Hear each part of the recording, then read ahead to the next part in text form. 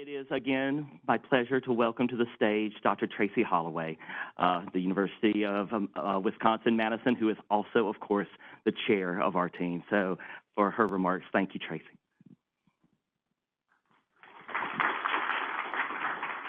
Thank you. Well, good morning, everyone, and welcome to our HAQAST Showcase.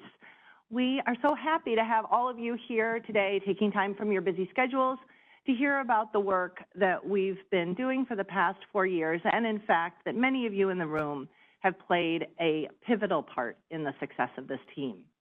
So if you have not been to our website before, even if you have, you may, this is what it looks like. Our website is haqast.org. And really what our mission is to bring the power of NASA down to Earth and deliver it into your hands. And whoever you is, whether it is a state agency or a nonprofit or a company or a student or a research group, you know, really our goal is to build a bridge that connects the amazing investments in Earth observations from NASA with social applications and innovation. Okay, so I'm Tracey Holloway, and I will be giving an overview of how we have worked through our team to make those connections happen.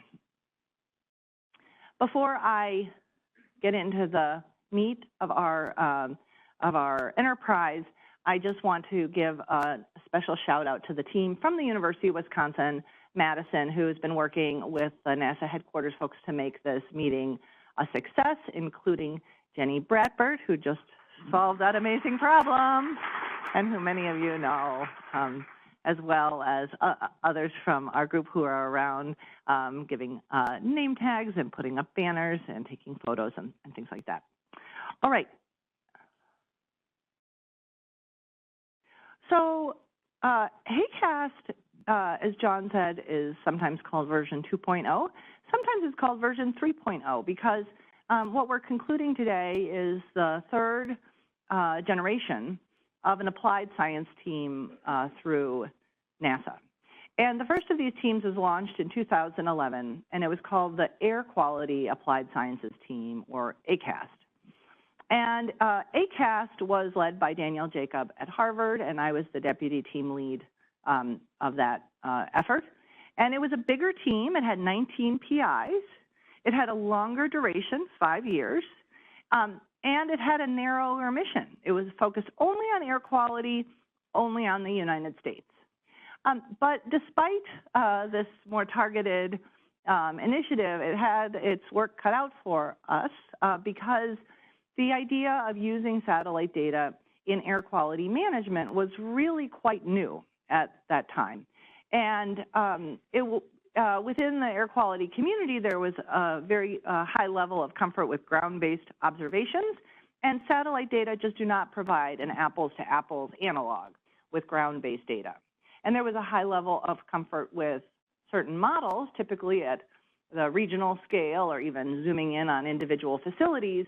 But a lot of the analysis that had been going on with satellite data was using global tools and global models. And so there was, at that time when we were running HAQAST, we would try to engage stakeholders in our activities. And often we'd have to beg our local air quality professionals to spend a day coming to our meeting because they said, why would I come to that meeting? You know, the satellite data has nothing to do with our work. And sometimes they would say, well, until the EPA says that we can use satellite data, then it doesn't fit into the jurisdiction of our activities.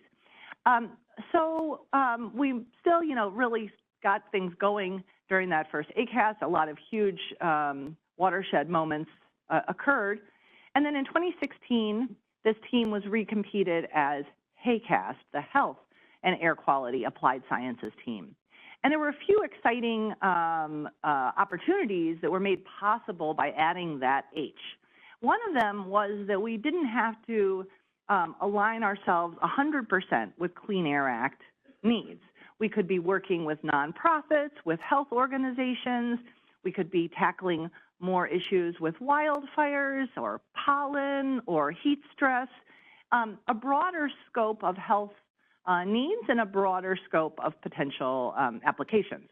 And what we found actually is that it ended up being a win-win even for the regulatory air quality challenges, because sometimes you could try something in a health context, prove a success, and have that feedback onto more state agency issues or other U.S. air quality issues. So we've really found across the board that the health and air quality alignment of HAQAST that came from NASA headquarters has been a huge success.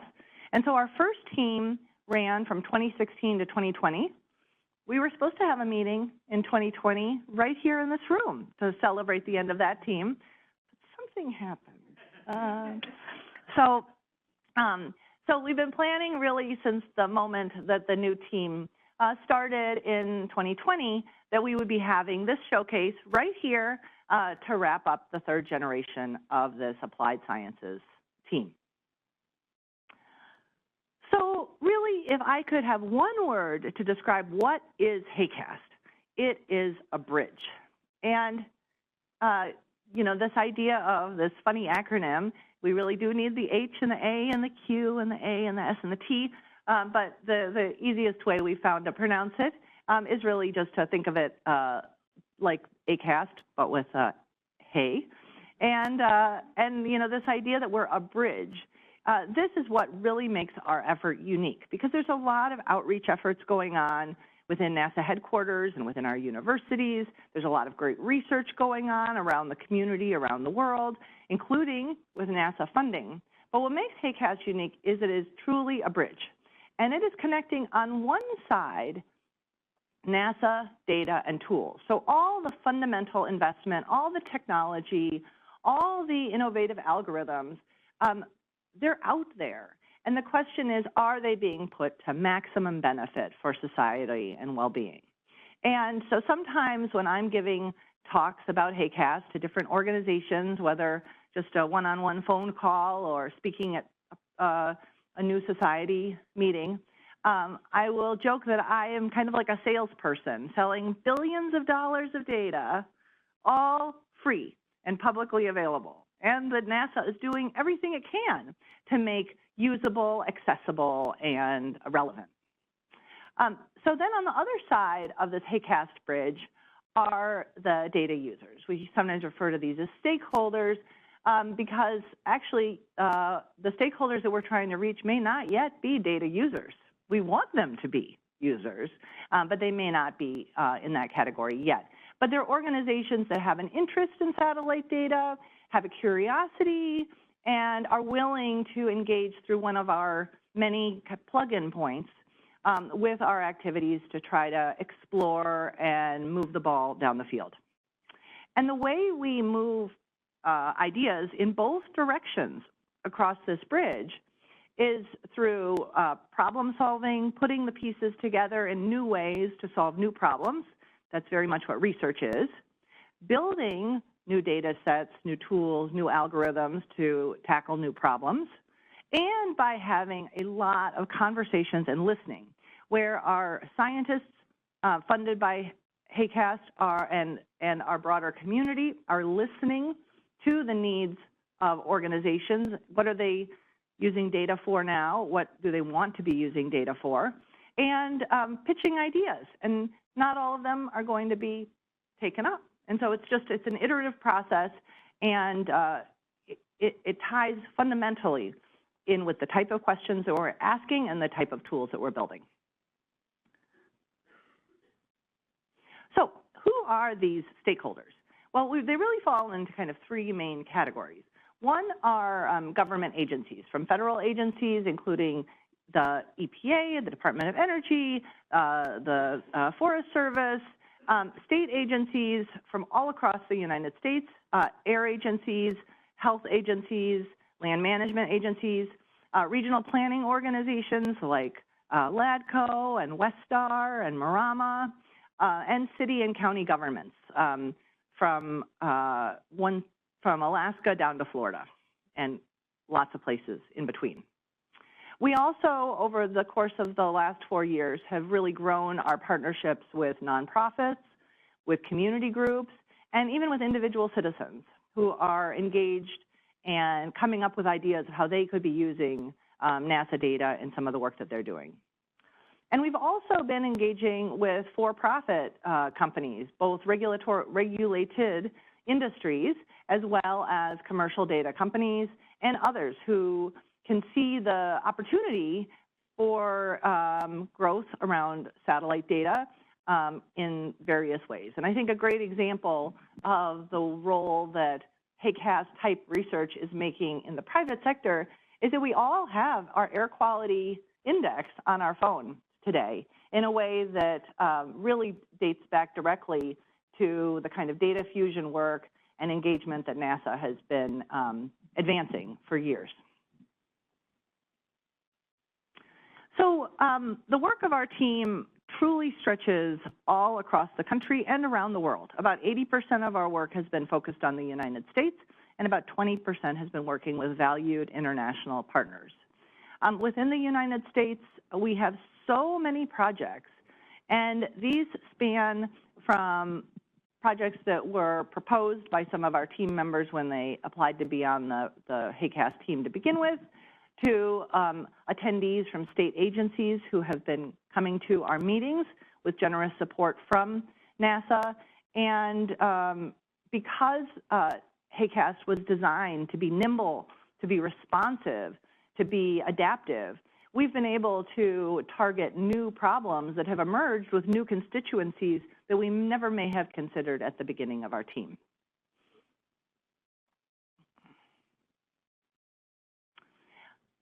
And one of the challenges that we identified early in this generation of HAQAST was that now that we had been engaging with these partners for nearly a decade, that there were emerging a number of organizations and people who really were in a class by themselves. We would informally refer to them as the super users, the people who were so engaged and expert that they were leading tutorials on how to use satellite data for exceptional event analyses, like Michael Geigert, or helping to plan meetings, like yesterday's meeting at George Washington University that was helped planned by Doug Boyer from Texas. We have this community that is so engaged that really we wanted to elevate their voice. And we did that by designing this program called the HAQAST Ambassadors. And, we are a NASA-funded activity. We are overseen by NASA and their own management structure. So it's not exactly an advisory committee, but really a voice from the partner organizations that we're trying to reach, recognizing that any advice or insight on how satellite data can be used carries a lot more weight when it's coming from a practitioner from their own community. So we've really appreciated the engagement of these ambassadors. Anyone can apply to be an ambassador, and everybody whose mission is aligned with HAQAST is accepted. We've had periodic phone meetings. We've had a lot of the HAQAST ambassadors attend our in-person meetings, and we really appreciate their service to this activity. Just to give you an example of the kind of testimonial that our ambassadors are willing to make, and these are all posted on our website. Here's Michael Geigert saying that they use the satellite data from NASA almost daily in the work of the Connecticut Department of Energy and Environmental Protection. So, yeah, thank you.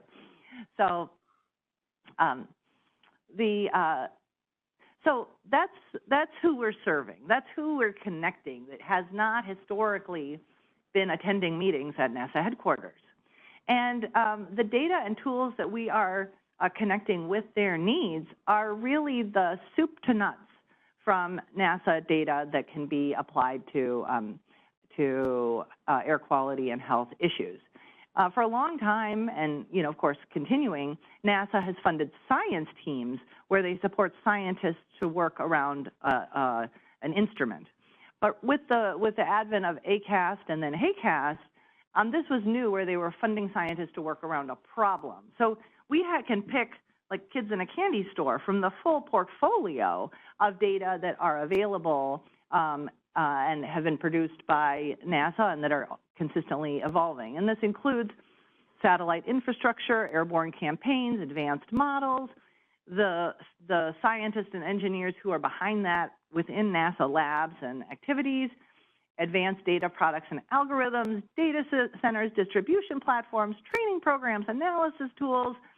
And, you know, NASA is not the only agency who is playing a huge role in satellite data for air quality and health. There is NOAA, there are European space agencies, and we are also integrating tools across agencies that align with this mission. So many of you have seen this kind of plot. You'll probably see it a couple of times today. And this idea that there is this enormous constellation, unprecedented constellation of NASA satellites in orbit observing the Earth. And just last night, we had a pre-meeting meetup at the American Museum of Natural History to see the, awesome exhibit on Earth observations. And I think if you haven't been to that exhibit at the museum, it really encapsulates the power of these observations and what they mean to society, this ability to see the Earth from above.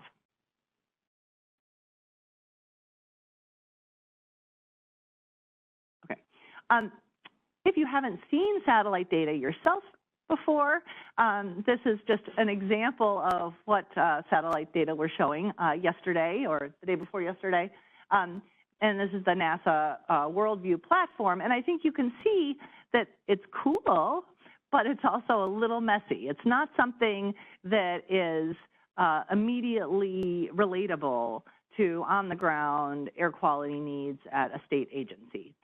There are some easy ways to make the data look better and more intuitive, and you can zoom in even with these NASA Worldview platforms to see patterns and trends that can be useful for air quality forecasts, for emergency response. But one of the things we've found is that really we need to be processing the data in new ways to be making that connection with user organizations. The star in the crown of air quality data from space is now Tempo, where the data products were made provisional just in December, and now I think we can really expect a huge boom of exciting research coming out this year using the new Tempo data products. And I want to say, kudos to the team, to the Tempo team at the Smithsonian and with the Applied Early Adopters programs, because they've really done a great job in integrating with the communities who could be using them. And this is a really beautiful interface that allows you to zoom in on individual days and hours quite easily. So to connect these, we have an approach that basically involves building partnerships, listening to information needs, collaborating to design use-inspired research to meet those needs, scaling up success as a team, and then highlighting these new applications to new audiences that lead to new opportunities. This is really a virtuous cycle that each success highlights a path forward for other organizations and opportunities. And this virtuous cycle is exactly mirroring the idea of the NASA Earth Science to Action initiative that Dr. Wagner just spoke about, where we have the societal benefit being built on the power and infrastructure of NASA science and technology. And we're really honored to be part of that system.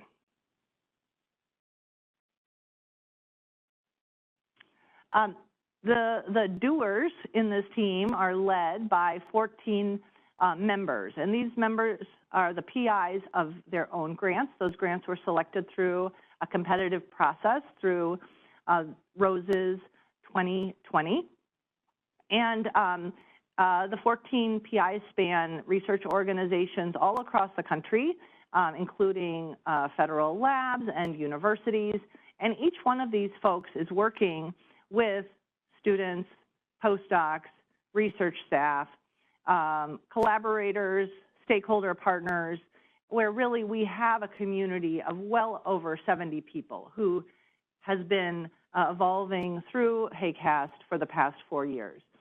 And what's really been exciting to me is also to see the careers that some of these HAQAST students or even ACAST students 10 years ago, and how their careers have charted a path and some exciting success that really would have been hard to imagine without the NASA investment in these applied science teams.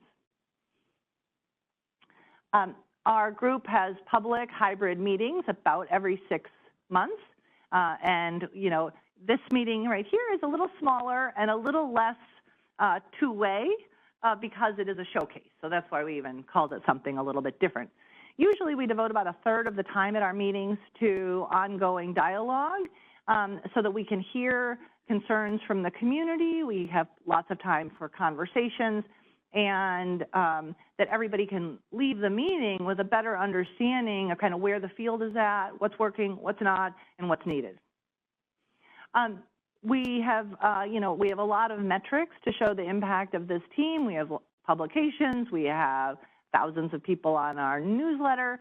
The attendance at the meetings is just one of these metrics where, you know, we typically have a couple hundred people online and over a couple hundred people in person, and that's been growing over time as with the orange and the blue plots shown on the left. But I'm actually even more excited about the plot on the right, which is, you know, we survey our attendees at the end of each meeting and ask, you know, was this your first HAQAST meeting? And it's amazing, actually, at every meeting, about 1/3 of the attendees, it was their first meeting.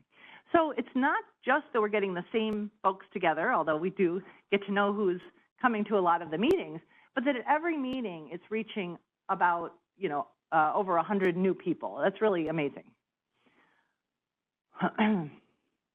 So the work of the team, though, the backbone of what we're doing is applied research. And that is why this is an applied research activity and funding these 70 or so investigators. And it's really what research is what moves the questions of the stakeholders into answers that can benefit from NASA satellite data. We're creating data products, analysis methods, toolbox, and insights, and you'll be hearing about those over the course of today. I mean, there's no way for me to boil it down into this intro talk, so I am simply setting the table for what will be a delicious meal today. We really try to expedite the time to market by having the users of the new tools in the room as they are being developed. We have oftentimes monthly teleconference calls through our Tiger Team activities. We have regular newsletters. We are trying to get information out to potential users really, really fast. And that's so that the successful approaches can get into the hands of users as quickly as possible.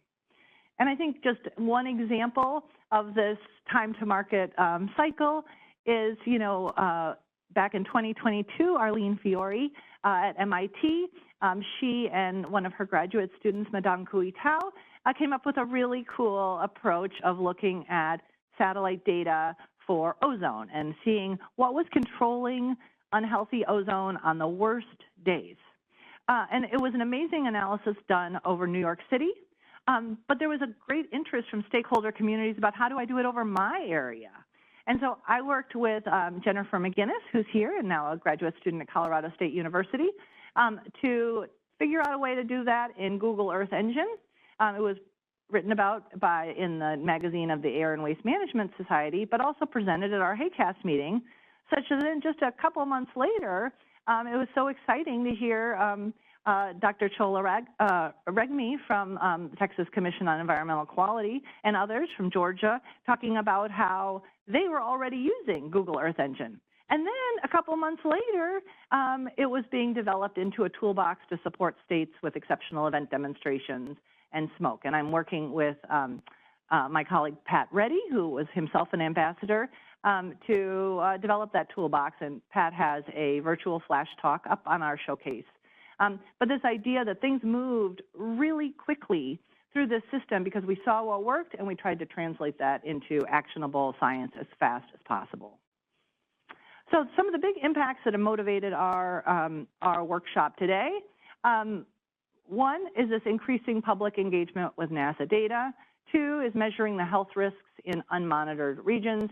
And 3 is improving decision-making tools.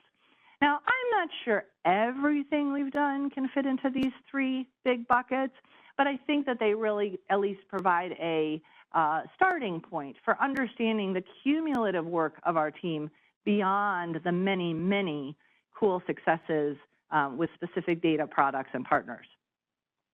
And so we've used these 3 success themes to organize our day-to-day. And I want to just step through the agenda as one way of going through the menu of what you'll be enjoying today. We're following this intro session, we'll be having 3 scoping talks dealing with some of the bigger issues that have been cross-cutting themes around HAQAST. Satellite data for community health, satellite data for wildfires, and also engaging stakeholders, the unique perspective of the EPA. We have a couple flash talks on some of the cool successes. We have some networking time. And then when we're thinking about increasing public engagement with NASA data, that is our first panel.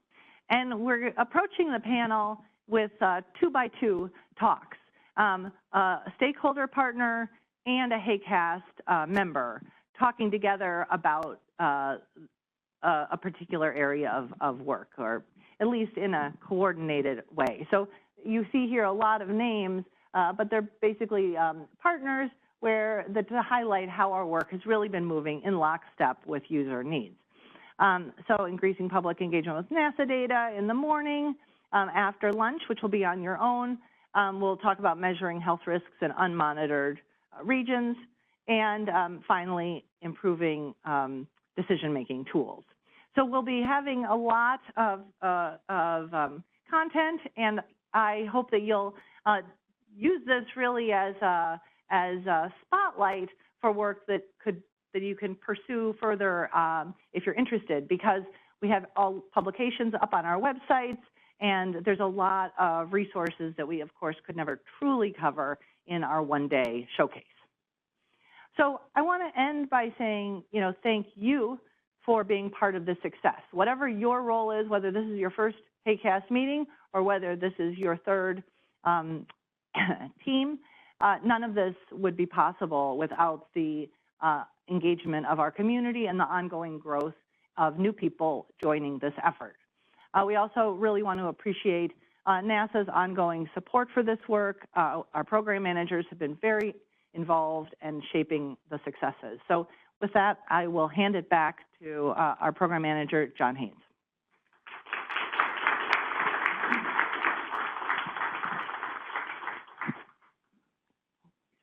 Thank you, Tracey. So I just wanted to provide a few words here as we close out our opening session. One, it has been my absolute pleasure and honor to serve as program manager for HAQAST since its inception in 2011. And I also want to give credit here, and I don't know if he's in the audience, Lawrence Friedel. Lawrence Friedel in the audience? Anyway, Lawrence Friedel was my predecessor as program manager of the Air Quality Program at NASA, Air Quality Applications Program at NASA. And HAQAST was actually his brainchild, and then it got handed to me. And I'm very grateful and very lucky to have had this opportunity to be involved with this team for now going on 13 or 14 years. The success of HAQAST is a result, as Tracey mentioned, of the tireless efforts of its members, co-investigators, postdocs, students, and hundreds of partners and stakeholders across the environmental health and air quality communities. We've had a lot of thanks already, but I'm going to double down on them. I want to, first of all, particularly thank our chair, Dr. Tracey Holloway, and let's give her another round of applause. Tracey has skillfully chaired HAQAST since 2016. Her expertise and passion is certainly recognized across the community. HAQAST could have never reached its current heights without your leadership, Tracey. So thank you. I would also like to thank Dr. Jenny Bradford. Where's Jenny? She's probably in the back. Jenny is our HAQAST outreach coordinator, as many of you know. Jenny has kept our HAQAST outreach and logistics running like a well-oiled machine, from website management to meeting planning to material development. She keeps HAQAST moving and makes it look effortless. And we wouldn't be sitting in this room today without her. So thank you, Jenny. I would also like to acknowledge my associate program managers, Dr. Helena Chapman here at NASA headquarters, and Dr. Laura Judd at NASA Langley Research Center. I would be unable to effectively do my job without their tireless support. In fact, I would have probably run screaming out of this building many years ago without their help. So again, thank you, Helena and Laura, so much. One of the most consequential photos of the 20th century, and perhaps of all time, was the Earthrise photo that was taken by Apollo 8 in 1968. You probably can think of it in your mind right now, one of the most famous photos of all time. For the first time, humanity saw the world as this pale blue orb hanging in the vastness of space, the only place known where life exists in the universe. People realized our lifeboat in space was beautiful, unique, and fragile. That photo helped energize the environmental movements of the late 1960s, including a renewed push for better air quality, which culminated in the Clean Air Act of 1970 and the establishment of EPA and NOAA by President Nixon. Here in the 21st century, HAQAST has built upon that spirit, advancing the vision of NASA Earth Science, a thriving world driven by trusted, actionable Earth science. HAQAST members have worked hand in hand with partners to produce effective solutions to critical needs, benefiting all of our citizens. Thanks to HAQAST and its partners, I am optimistic of our future, of a healthy planet, with a healthy environment, with a healthy people, and a healthy economy. And today certainly isn't the end of the HAQAST story. HAQAST was recompeted through the ROSES 2024 solicitation, and we expect HAQAST version 3.0 team to be announced when we are able to do so. This team will have a new 4-year mandate to continue its mission and build on the legacy of its predecessors. But today is a time of reflection and celebration, and I invite all of you to spend the rest of the day with us, learning of HAQAST successes from its members, its stakeholders, and partners. Thank you so much.